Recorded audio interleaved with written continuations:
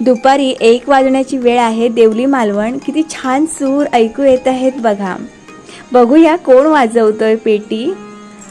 दिनेश चव्हाण थकला भागलेला गॅरेजमधून परतलेला दिनेश सूर आळवतोय।